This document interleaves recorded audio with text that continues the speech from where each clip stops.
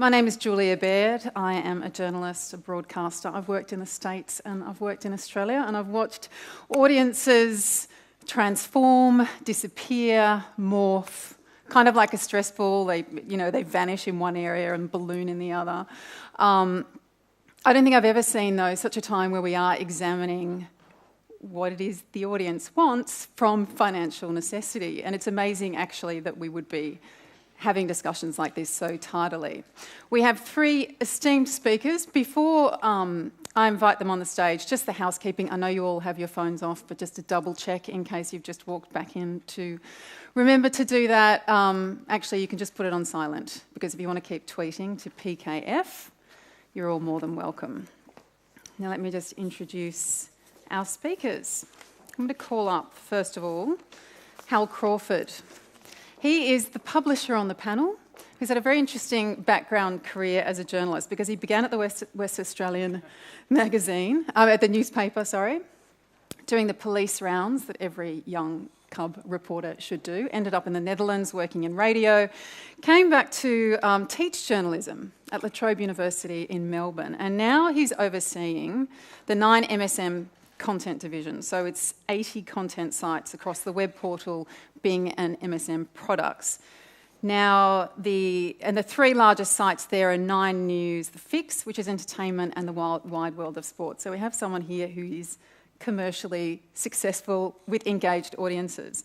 Nicole Hemmer is a visiting associate professor. She's our historian on the panel at the University of Miami. And she's a visiting scholar at the United States Studies Centre as well. She's done a lot of work on American media and politics, and in particular, the right-wing media in the US, their influence and how it's shaped modern conservatism in America today. Her first book was Messengers of the Right, Media and the Modern Conservative Movement. And she's also the author of The Dealers and the Darling, Conservative Media and the Candidacy of Barry Goldwater, which is a fascinating read.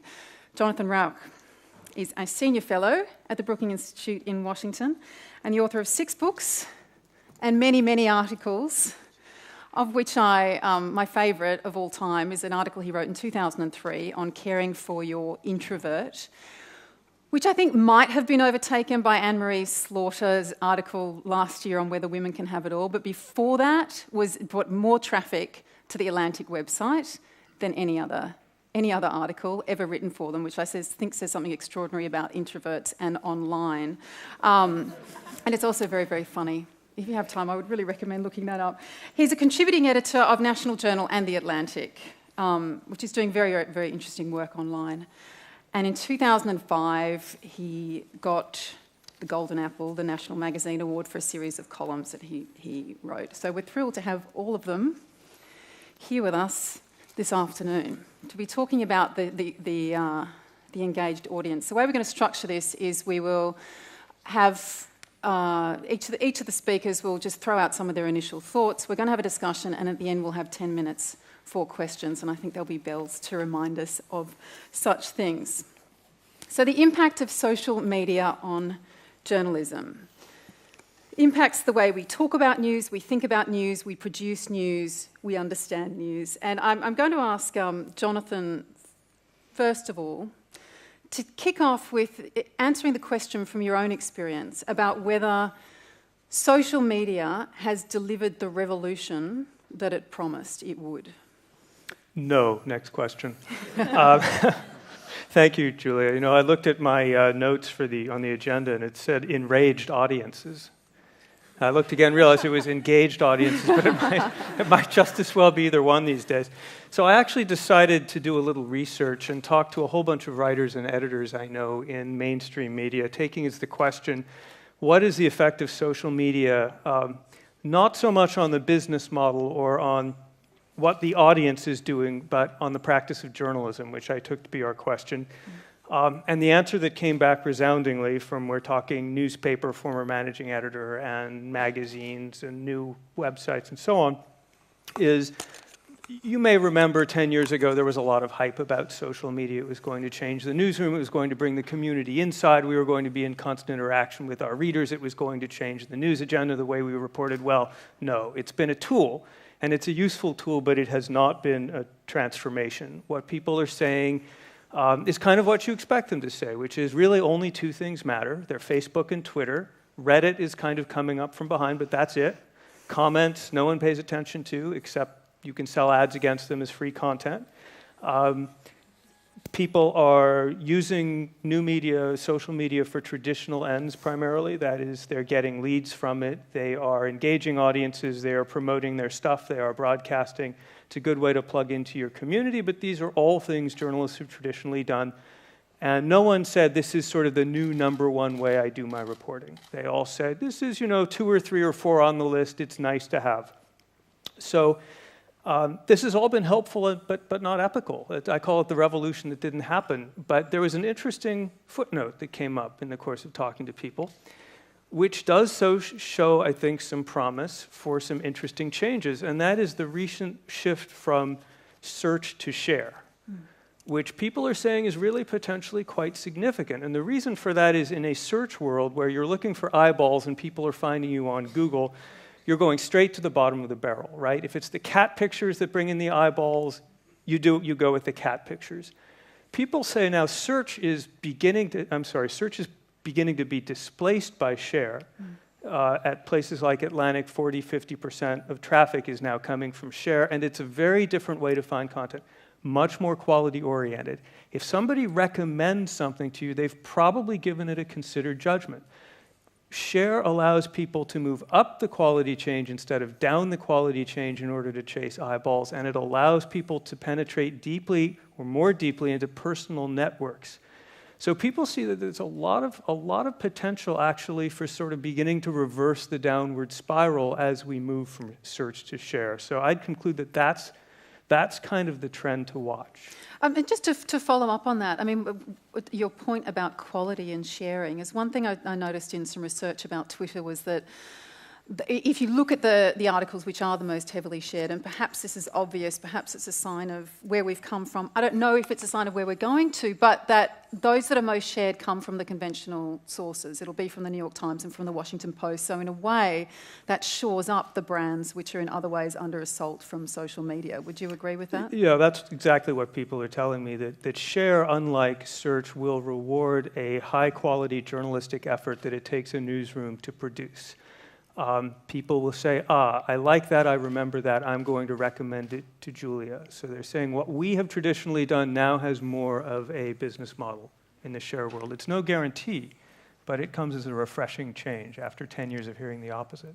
That's so interesting, actually. And I wonder if there's a difference between the clicking and the sharing because people want to be seen to be sharing better quality stuff. Well, and your reputation's on the line, right? If I recommend it to you, it needs to be good. So people read BuzzFeed, but they won't necessarily share it in the same way on their Twitter account. No, but I have to go to you now, Hal, because John's been very clear that he does not think the revolution has occurred.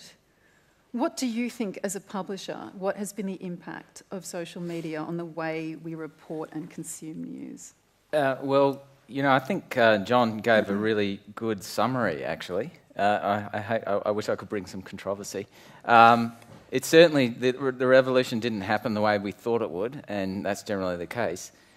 What John's pointed out is that there's much more value held in sharing an article as opposed to just reading it. And that's something that... so I'm the editor-in-chief of a big mainstream commercial portal, which sort of summarises a lot of sites. So I'm interested in things that work, that you can build scale audiences from. So that's my background, and that's how I analyse sharing. And back in about 2010, we realised exactly that what we were used to looking at in terms of traditional web analytics was quite different from how analytics tell you what people value in terms of social networks. So we started a project to investigate that. And the great thing about social networks is that the information generally is in the public domain. You can ask a website how many shares has this article had, and it could be on The Atlantic, it could be on Ninemsn, it could be anywhere, and that public API will tell you how many shares that article has had. So the Share Wars project we started in 2011. built a machine to go out and scrape 118 sites around the world from their homepages, find out how many shares those articles had, and then put all that information in a big database. What we found over a 3-month period is that we sort of collected 1.3 million stories, which is way too much to kind of make any sense of unless you're got some serious number crunching ability, which I don't have.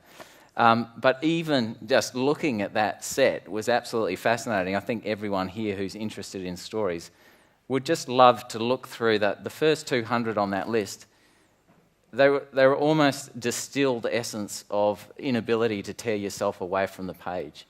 So I personally lost hours and hours just looking through that first 200 in that 3-month period. It was from Like what? Tell us. There's a lot of, and this is the surprising thing, and this goes to what Jonathan was saying about value as opposed to just sheer popularity. It appears that people value stories that obviously matter a lot to them, and in the period we looked at, there was a huge amount of gay rights coverage. It was a period last year when the gay rights marriage debate was happening in the US. That was amongst the single most shared topic in the period. There was also a lot of really blood-curdling stuff, like the bloke who ate the other guy on the overpass. We missed that one instead. Yeah, you missed that one. Yeah. No, you didn't miss that one. I'm here to tell you didn't miss that one.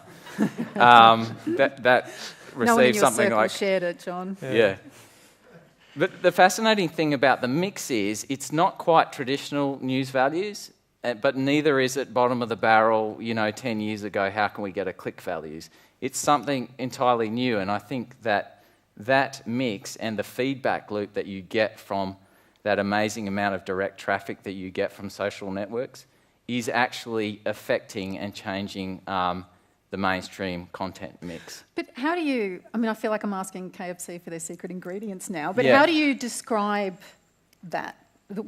How do you describe those 200? If it's not the old, it's not the new. Okay. Like, what are the adjectives you would use to describe that appetite? It's personalised. Okay, so I started this project with another bloke called Andy Hunter, and Andy and I have a difference of opinion. He thinks that there is a formula, and he is like an alchemist. He is like, I'm going to find the formula, and I'm like, there can be no formula, because what you're dealing with is an arms race kind of situation, of novelty. So it's like, what doesn't the audience know? And therefore, how can you condense that into a formula? What we see are that there are themes coming through. One great theme is the reverse, where you would expect a certain situation to take place and the opposite happens.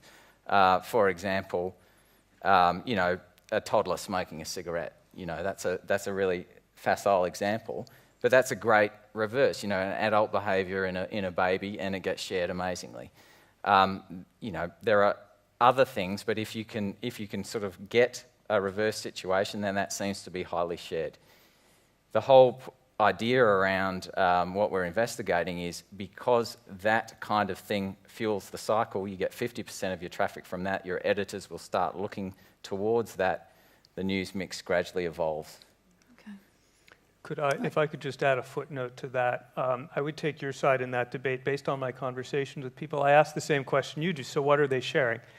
And the answer that came back is there's no formula, or at least none that we've discovered. It's kind of a mystery as to what types of story people are sharing. It's hard to track in many ways, because a lot of sharing is, people call it black, meaning it's done by email and other ways that are hard to track. And it doesn't seem to be a kind of thing or a formula, but what people did say is it does seem to want to reward quality. In other words, if we put more effort in to make it good, it tends to be shared more. Right. And that's a very good lesson to be And possibly hearing. over a longer period of time. For example, Right. with your essay, that suddenly it's had like 10 years running in it. Right, and a lot of it is share traffic, I'm sure. Right.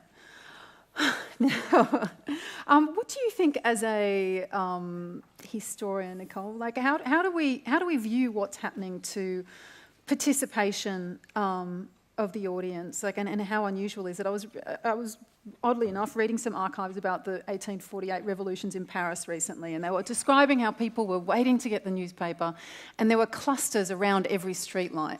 through the capitals. They were waiting to see what had happened with the king, And when I read about those faces bathed in the glow of the lamp, I was like, that's Twitter now, kind of a different kind of glow, because they could talk about it at the same time they were reading it. But how do you interpret it in the vast swing of history? Right, so I would say it's actually a little different from Twitter in that they're standing around and talking in person, whereas when they're responding nowadays, they're responding over another form of media, right? They're responding over Twitter in a very public way. That conversation you're having on the street corner stays on that street corner, more or less. If you put it out on Twitter, it goes out to the world. And I think that is where having a historical perspective actually really helps, because for at least the last few centuries, media or mediated communication broke down along two lines. You had sort of the public sphere of communication, and that was a one-way process, right? It was media that were produced and then presented to the public, to an audience who received them. So these are things like books and magazines and newspapers and radio and television. The media product was there and audiences could respond to it how they wanted, but it had already been produced. And then you had two-way collaborative mediated communication that tended to be private, right? So letters, telephones, email, and those were two sort of separate worlds that didn't mix a whole lot. What social media has the potential to do is to tear down the wall between those two worlds. And that can have some real consequences because the values of each of those worlds and how they've been used and what they mean are different. So I think that we first see this happen in the last 2 or 3 decades. And I actually think it doesn't start with the internet, but it starts with talk radio. Or I think the Australians have a better way of talking about it, talk-back radio, because it gets at the constitutive element of audience participation. You could have the Rush Limbaugh show without the audience, but it just wouldn't be the same thing, that the audience is producing the media along with the host. And so that combination of production sort of gets its start in limited ways with talk radio, and then with the use of social media in journalism, it at least has the potential to tear down that wall in interesting ways. I think that a couple of the ways in which it's interesting is, we talk about the business model in which people don't want to pay for journalism they get off the internet. But increasingly, with the rise of user-generated content, companies don't want to pay for the content that's being produced. And so you get increasingly writers who are being lower paid or not paid at all. And I think that there are real consequences to user-generated content not being monetized in some way. In a capitalist society, work that isn't paid for tends to be devalued. And I think that could potentially have consequences for journalism. And I think it's also, to talk about the way things are shared, that has consequences for journalism as well, in that it helps create what Ellie Pariser calls the filter bubble, right?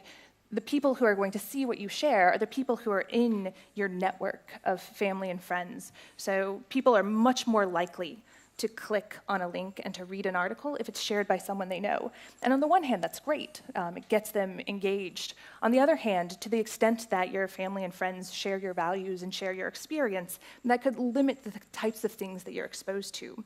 And then the algorithms of social media also are increasingly pushing you toward things that you already like. So Facebook is going to show you the friends who you interact with the most. Google is going to give you results based on what you've searched for before. And that, too, is constraining the information that you're exposed to, or the media that you're exposed to. Yeah, right.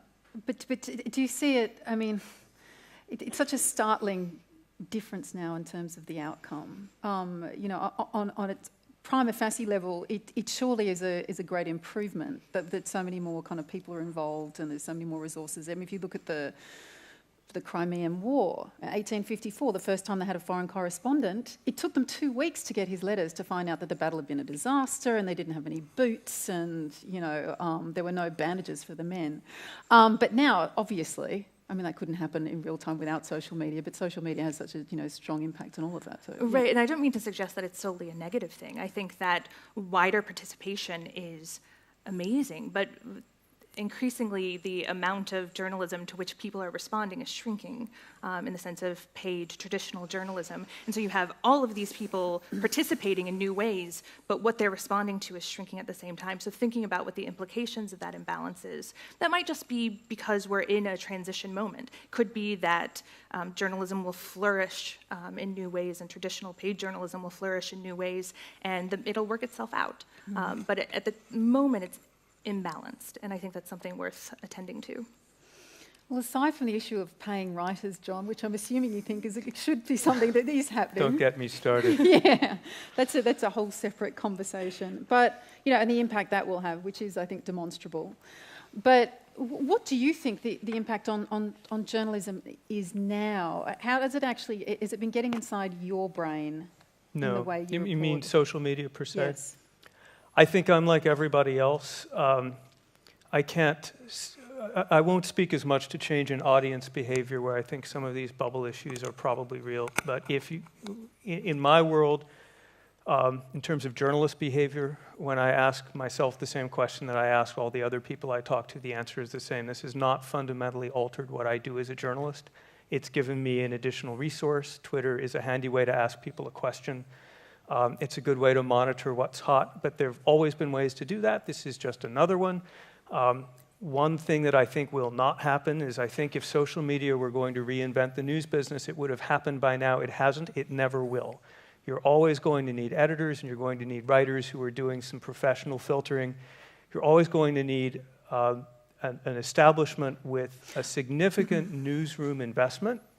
Yes, but you say that, but we have fewer of all of those things if you look at the traditional brands. Oh, sure. So there are less editors, there are less layers of sub-editors. Yeah, well, here let me make a point that might be helpful in how I think of this generally.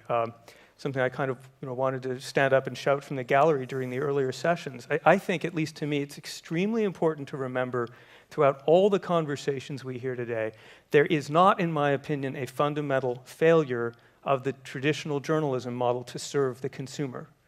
That hasn't been the problem. It's still pretty good. It could always be better. The fundamental failure of the journalism model is to serve the advertiser.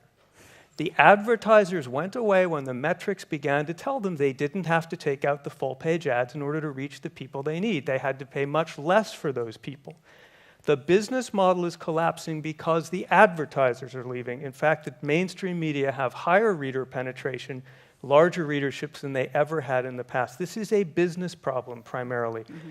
We sit around, we journalists, beating our breasts and tearing our hair out and rending our garments. What are we doing wrong? Mm. What we need to be doing is asking our publishers and our ad departments what they can do better and what we can do better. It's a business side problem. Yeah. I think that's exactly right. But a lot of the debates that you see on social media as well are actually tie into that. A lot of people are blaming the old media or talking about bias or talking about, particular stories or bents they didn't like, instead of actually addressing the business model. Now, as someone who's in charge of the business model to some extent, would you agree with that? I don't think there's anything particularly controversial in what John said. For me, the difference of where I'm coming from is, I would say that social media is actually quite significant. That doesn't sound very controversial either, but it's significant primarily because it gives us an unprecedented tool to know what the audience value. And John mentioned that we have other ways of knowing what is valued, but I would say to date, we haven't had anything like social media, and before that, just traditional web analytics. And it's possibly everyone here doesn't understand exactly how much you can know about audience behaviour with these things. That it's like a layer of software you put on your site, and it could sample every 5 seconds and tell you exactly what everyone is doing at any minute. That, for me, is a negative tool. So it's a negative tool in that it will tell you when something stinks. It will not tell you what to create, and it won't lead you in new directions. So I'm not a believer in just blindly following the analytics, but you need to be able to know how that works. Social media cuts it down into these incremental little nodes. Look at what people value. Look at what Facebook is doing at the moment. It is absolutely unprecedented in human history, and that sounds totally overblown, but it isn't. They've got this 500 million people experimental set that they can do network effect experiments on, and they are doing those, and I think it's a wonderful thing. And if you get a chance to talk to any of these, the scientists that are actually doing this work, it is absolutely mind-blowing. Okay, and you're probably going to tell me this is a conventional way of viewing this, but you know, one of the greatest struggles in journalism making the transition to online is the clicks versus, not necessarily versus the quality, because they can go well together, but you know, the things that really make up a brand, and the things that make you a trusted, valued news site, but won't bring you the crowds. So, you know, the investigative reporting, the political reporting, and you know, this is why many people become journalists, because they think that's the case. Now, that they think that's important and they want to be part of that grand tradition. So, are you seeing any tangible, effect of that the tension between those two things? So what happens a lot is that we get journalists just beginning with us, starting out, or even other people in the organisation. And for example, the other day we had someone bring up, someone did a 2-week, say someone does a 2-week investigation, the story goes live and it gets no traffic. And the question is, isn't that worth doing? And my answer is no, that's bad. And it's bad because if a story is worth putting 2 weeks in, and it's important, there must be a way of making that story interesting. There must be a way of selling that. It is not a dichotomy between, you know, worthwhile and boring, and, you know, crap and popular over here. That is not the right way to think about it. But, you know, popular and important is possible. Yeah, right. It's a way of presenting it. Yeah. Like the introverts piece. I made a note earlier, read Jonathan's introvert piece. Okay, but no, Yeah, let me... everyone here. Yeah, sorry. I keep that talking note. about it because I was slightly obsessed with this essay. But let's go back to that then. Because we were talking about this essay earlier, and John said that, you know, it was written in 2003, and for 4 years it didn't get any attention. Yeah, so... And then it took off. My mind immediately, when we were talking about that earlier, I just want to get hold of your analytics guys and work out where the traffic came from. Just work out how that happened. Wouldn't that be a wonderful either proof of, you know, some of Malcolm Gladwell's stuff, or was there a single influencer who got hold of that and then spread it and it just went nuts? Like, the actual journey of that article would probably tell us something pretty amazing. And it's no doubt it's all on the public record somewhere in, not public record, the private record in the database of The Atlantic somewhere. But it's interesting because it would have gotten popular right around 2006, 2007? Somewhere. It took a few years, somewhere in there. 2005, who knows? Yeah, so this is when social media are starting to take off. And I think that it goes to your point about the difference between searching and sharing, which is that when it was a search-based system, search engine optimization was all of the buzz. This was how people found articles. It's how you framed headlines. It's how you framed content. And then with the shift to social media, it became about anything that can go viral and how you tap more into emotion that makes things go viral. So the qualities of the piece might be more attuned to how people share things over social media than how they search for them in something like Google. Yeah, maybe. It's hard to say. There is nothing new about the phenomenon of sharing. There are people here who are old enough to remember pass-along traffic in the magazine industry. You know, you'd have Jim Fallows, a gray hair, here is nodding his head. You know, we knew that there were 20 readers of National Journal or Atlantic for every one subscriber. People would pass it along, and we factored that into our advertising. So now we do that with share by an order of magnitude. To what Hal said, you know, it's interesting to look at these analytics. I did that, actually, in preparation to coming here. I sat down with a magazine person, and he showed me the dashboard and all the stuff you can get. But when I talked to people about this, they said that's all well and good, but that is no substitute for editorial judgment, not even close. You don't know what's driving these people, and you don't know, as I found out with Caring for Your Introvert, what things are going to look like a year from now. It's just one piece of data I did have an interesting conversation with someone who made me promise not to reveal his publication. He's the editor-in-chief of a Washington News publication, who said that they are looking at ways to share data into the editorial decision-making in ways that they would never have considered doing with search, so that they are going to see if they can get good enough metrics and good enough understanding of what's going on to actually filter that in. They never did that with search. And the reason is because they're seeing it as a measure of quality. Yeah, it's a measure of quality, and also they want to be in these people's networks. This is a publication that reaches a lot of people advertisers and others would like to talk to. Okay. I think it's interesting. Sorry, you were just about to go to a question, I'm sure, Julia. That you used the term quality there, which is something that I'm quite wary of. And I'm wary because it does vary for everyone.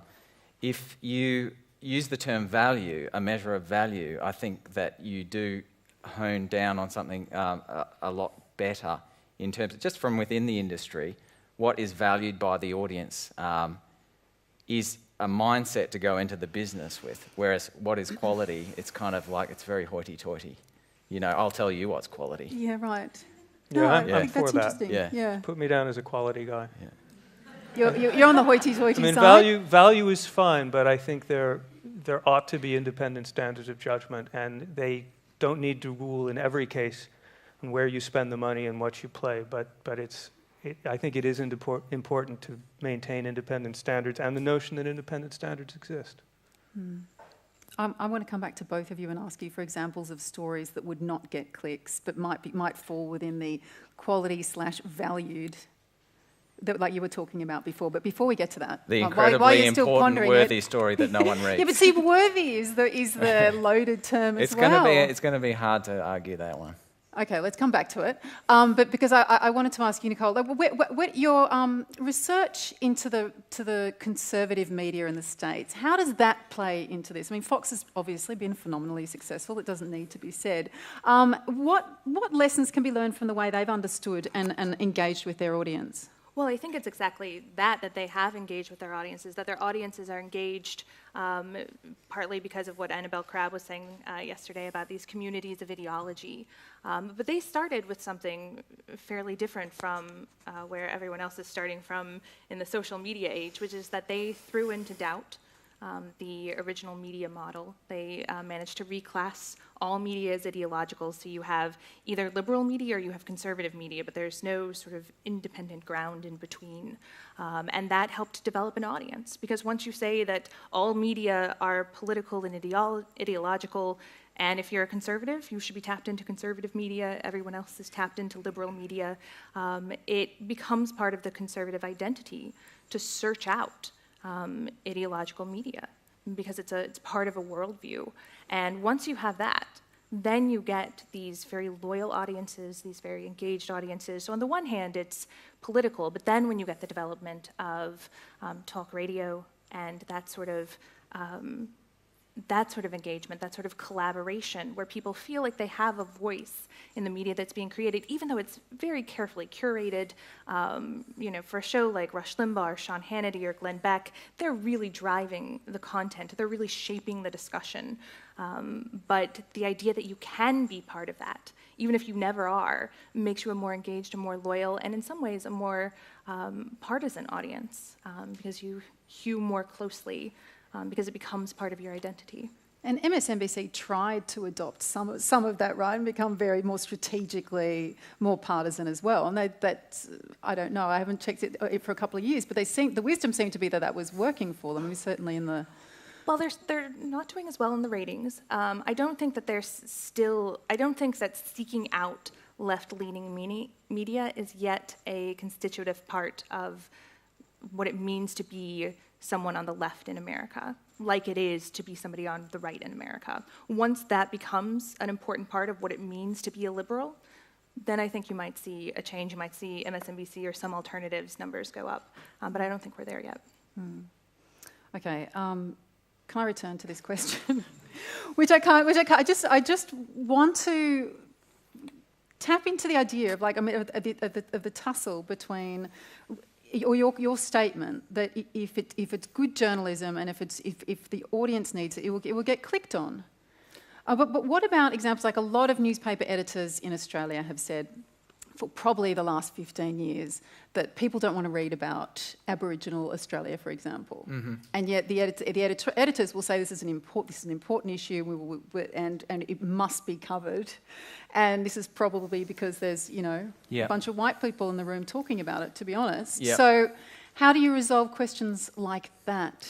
I'd use the example of political reporting, which is any web editor will tell you that it kills the ratings. So you put up a lead story about politics, and it's a real, it stinks. And I'm not talking about a niche political site here. I'm talking about mainstream media. Try to maximise your audience. Trying to reach the majority of Australians. You want to get 60% of Australians. Put up a dry political page, and you will die. So that's accepted wisdom. There is nothing controversial in that statement. What the sharing data is telling us, actually, is that there's a subset of political stories that is highly popular.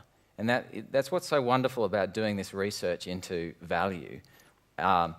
You find these counterintuitive things that you didn't expect. Well, I didn't expect to see gay rights up there. I didn't expect to see politics up there. I did expect to see the cannibals and the animals, but, they're strange bedfellows. So what it tells you about politics is you definitely can make it popular. What does it have to be? Well, if you want to reach 60% of Australia, something has to have happened, and it has to have impact. It can't be speculation. Yeah, right. Jonathan, what's your take on that? Well, you asked earlier for an example of a worthy story that got no clicks. I had a conversation a few days ago with a woman named Siobhan Gorman, who was with the Wall Street Journal and was one of the reporters who's been very involved in the NSA data mining controversy in the United States. And she said, what's frustrating to somebody like her, who's been on this beat for years, is that there is surprisingly little that's really new in the Snowden revelation. She said, for example, I think it was the PRISM program. This was reported by USA Today in 2006. No one clicked on it. No one cared. A lot of this stuff went out there. It just didn't hit. It didn't hit. It didn't hit. Do we say, therefore, that it had no value because, in fact, the country wasn't ready for it? Or do we say that, in fact, when the country was ready for it and the time was for it to hit, we had an infrastructure of journalists who knew about it, who were ready to source, who were already sourced, who were ready to go, and a backlog of material on the public record. So I would argue that's a good example of sometimes deferred gratification is very important. Part of what's so intriguing to me about what Hal just said and about this change from search to share is it may bring quality and value into closer alignment from the advertiser's point of view. That is, if you get more traffic of more of the right kind of people that you want to be selling to out of share networks than out of Google clicks, then that may mean that our business model is not quite as broken as it used to be, maybe, fingers crossed. At question time. I was just about to go to another one, but terrific. All right. You don't want to hear from them, do you? Yeah, that's right. I'm a quality guy. Audience. Mr. Hoity-toity in the corner here. So we've got two microphones, and if we can just remember just to make it a question and not a statement, that would be excellent. Interested to hear Eleanor Douglas from the Perth US Asia Centre. Just interested to hear perspectives from outside the Anglosphere. So we heard this morning about Al Jazeera, and India is now a country that's launching new newspapers every week, every month. Massive growth in traditional journalism and media. So just from your observations from the rest of the world. Observations from the rest of the world. You don't get out enough? You're here now. I actually think that Australians are very different on social media to Americans, but that's another matter. I don't know whether you noticed that from coming here and engaging. But that's because we have so many things in common, so many news avenues in common. What do you want to comment on that? Well, I'm not sure how it changes journalism. I mean, social media certainly does lead to more connectivity. It's something that has been given a lot of credit for change around the world. Obviously, the role of Twitter in the Arab Spring, it's been given a lot of credit, but that's typically been it has a quite shallow effect. That is, it's very broad, but it's not very deep, and so its ability to sustain something like a revolution is quite small, which isn't quite about journalism, but social media has certainly been at the center of the debate in many, many countries outside of the Anglosphere. And it's harder for governments to shut down, which is interesting. It's pretty easy to go after, the big Moscow newspaper. It's harder, it turns out, for the Chinese to go after Ai Weiwei, who's been able to tweet right through his multiple arrests and so forth. And that's interesting. Very interesting. Hal? My knowledge in this is limited. Let me tell you what I can tell you about the differences in sharing between nations. So when we scraped all those sites that I was telling you about, we included a bunch of non-English ones. But unfortunately, we didn't have the skills on board so that we have the data, but we have no idea what it's telling us. What we have been able to do is compare the US with Australian media, and we've been able to see that there is a difference in the kinds of stories that do well on social media in those countries. What are they? There's a lot. There's a higher proportion of. So we've got a whole categorisation system, and one of the big categories, the biggest category, we call norming, and we've called it that because it's interest group stuff. It's morally approving or disapproving of the story, apparently. And that's bigger in the US. The partisanship is bigger in the US. About 75% of all the stories in the top shared stories belong to that category. In Australia, it was 60%. So it probably won't shake anyone's world to hear that, but you definitely can see a difference in flavour between those two countries. I remember sitting at my desk when I was working at Newsweek, and around lunchtime, once a week, there would come in my Twitter feed would go crazy. I'm like, Q&A, what is that? And it would all be, and I was like, I can't believe half of Australia, okay, half of my friends were tweeting about it. But it was such an interesting phenomenon. Yes, sir? Is there an analogy or comparison between sharing, where we see something we like and send it to our friends, and what an editor does in choosing a story that he or she thinks will interest the readership? For example, I get a daily email from the monthly called The Shortlist Daily, of articles that whoever puts that together has looked around the world globally. So it does seem to be just fairly similar. Yes, absolutely. The share dynamic is much more curated, and it's very reputational. If you keep sharing stupid cat videos with me that are inappropriate for me, I'll stop looking at your emails or your likes or whatever you're doing.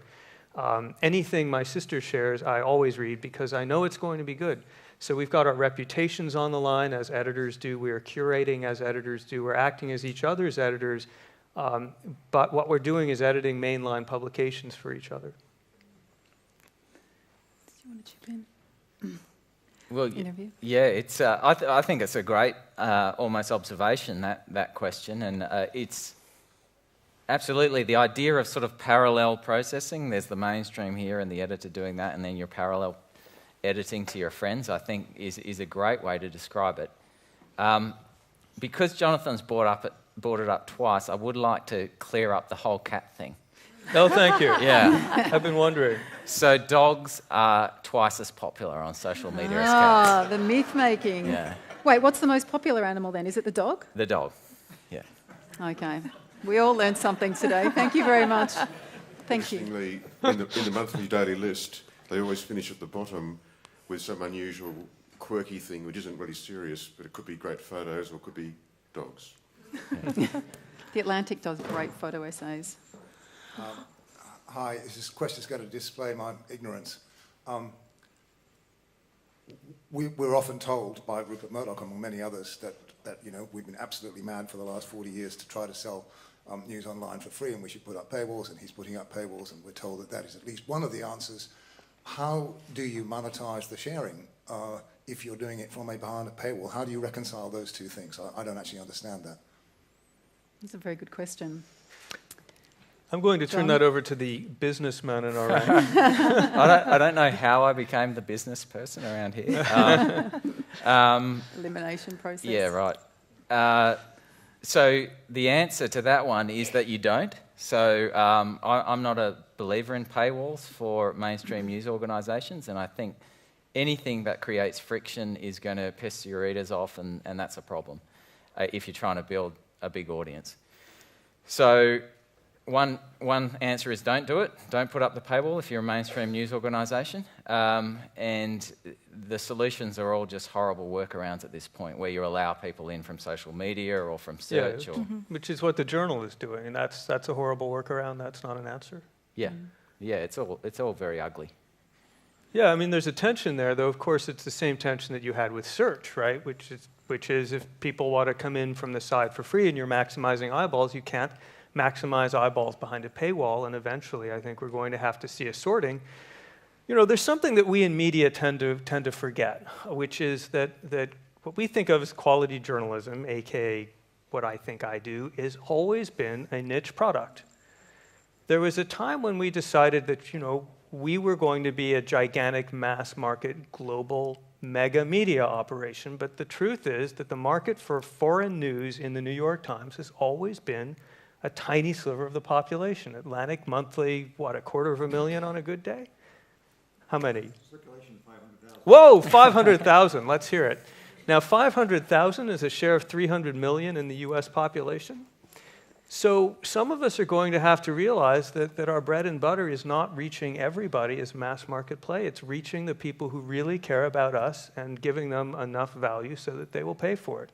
So I think we may see some bifurcation in the end. Mm. And do you think there are any consequences for that, given that so much of digital journalism is link-driven? Because you're less likely to link to something that your average reader is not going to be able to access. Yeah, probably, though consequences will go both ways at once. I think I'll be more inclined to buy a subscription to something if I start getting links to it again and again, and people say, you really should read this. I'll probably want to know what it's all about. I did that It's worth another quick reminder on this point about paywalls and to circulate, is to remember that newspapers never made their profits on circulation. They essentially gave the thing away. The 25 cents you used to pay for the Washington Post in the 80s, it didn't even cover the fuel in the trucks or something like that. The problem here is advertisers. It's the collapse of the advertising model, which may argue that in the end, if that doesn't get fixed, that even paywalls don't fix it. I'm not sure. Yeah, that's right. Okay, we probably have time for one more. Oh, g'day. Nicholas McCallum. I'm actually one of Hal's employees at Ninemsn, but this is not for Hal specifically. I've got a question about the digital page and how that's biased certain news stories compared to the analogue page in the newspaper, which was a bit more fluid. You'd fall onto stories that you might not necessarily read, but they caught your eye. How can that be addressed rather than just relying on people sharing news, which maybe, as Nicole pointed out, is just the same network sharing the same ideas and the same ideals? How can we address the issue of coming onto different stories that you might not necessarily read on a digital page, whereas in an analogue newspaper, you may have fallen on stories that may not have appealed to you necessarily? Well, I think this is where the engaged audience role sort of matters, because you have to make a conscientious effort, because increasingly front pages of the New York Times is going to be framed around the stories that it knows interest you, the driver of the most emailed or the most popular story. So there are going to be things on Facebook that will limit your sphere of exposure. So something like Twitter that doesn't use a system like that, where you see everyone you subscribe to, you have to use tools like that to. But that also depends on who you're following. So well, yeah, but you can control who you follow, right? So you can follow people who cover a wider range of views. But then that's up to the audience to pick people that then don't agree with. So how does a news website get people to pick up on other stories that they might not necessarily read? I don't know that they can. So the case for serendipity, yes. I mean, Sarah, that's just a product design, right? Product design issue. So in web stuff, when you do digital news, everyone calls the structural stuff product, and the stories are content.